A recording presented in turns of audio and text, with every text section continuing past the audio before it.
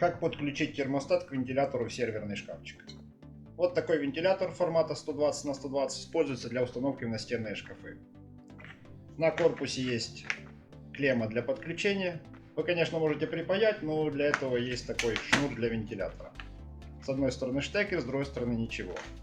Сейчас мы это и продемонстрируем. Термостат у нас механический. Крепление термостата, а винтиками вентилятор прикручиваем на посадочное место в шкафу. И нам понадобится еще кабель питания. Если мы включаем питание в евровилку, то с одной стороны вилка, с другой стороны нам по сути ничего не надо. Что мы сначала сделаем? Зачистим кабель для вентилятора.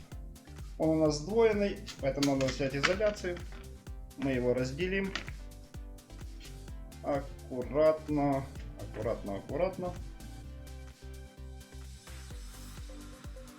Аккуратно снимем изоляцию с одного провода, со второго провода. Немного их скрутим, чтобы они не расплетались. Это у нас не моножива, а гибкий. Много маленьких медных проводов. Мы кабель для вентилятора зачистили. Теперь нам нужно зачистить кабель для подключения к розетке. У меня специального инструмента под рукой не было, поэтому внешнюю оболочку аккуратно снимем с полностью ножа. Получилось. Так, у нас тут три провода.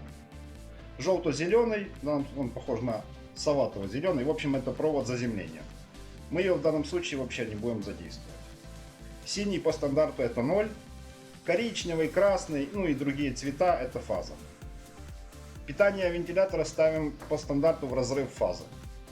Так ставят все выключатели. Ну, у нас, конечно, подключение в розетку вилка, и поэтому какой стороной мы ее туда подключим, то и разорвется. Ну, будем исходить из правил. Зачистим.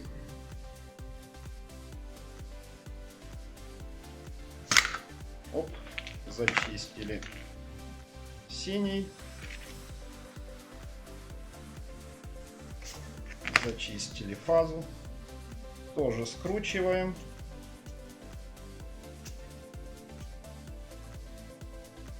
Чтобы не расплетался.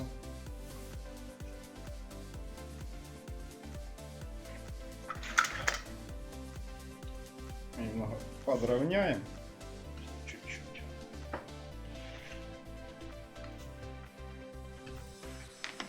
Так, первое. 0 мы подключаем синий провод напрямую. Для этого просто используем, например, клеммы.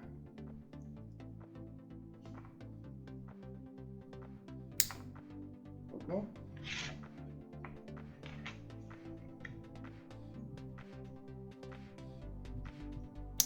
И вторую. А вот фазу мы подключаем на термостат. Провод от вентилятора и фазу. Так, сюда. Вот так.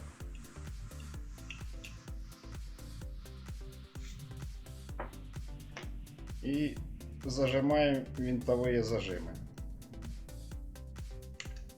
Это термостат механический,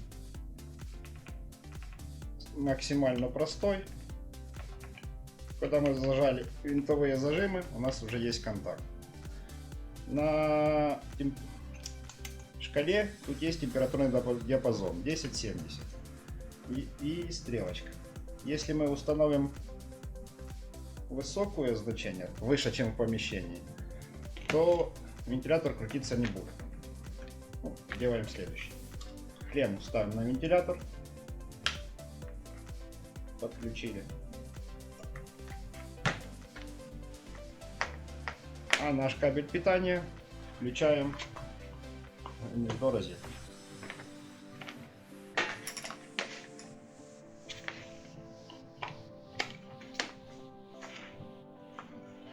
Так, и у нас ничего не происходит.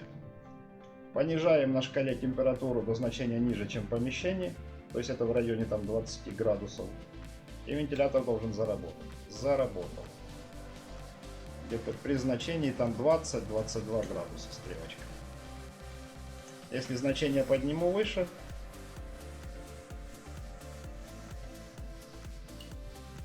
отключится.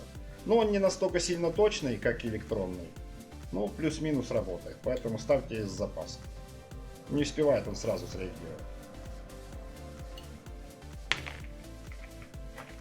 Серверный шкафчик, термостат можно закрепить на такую динрейку. Сзади есть крепление на динрейку.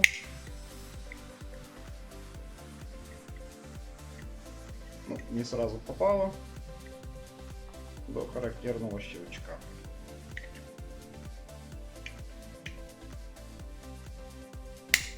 Вот так. Вы прикручиваете его с помощью винта в нужном месте шкафчика, так чтобы у вас был визуальный доступ и доступ к регулировке температуры. Так и устанавливаете. Если вы поставите значение очень низкое, то он практически все время будет работать. Шумит он не сильно, но все зависит от того, где шкафчик находится.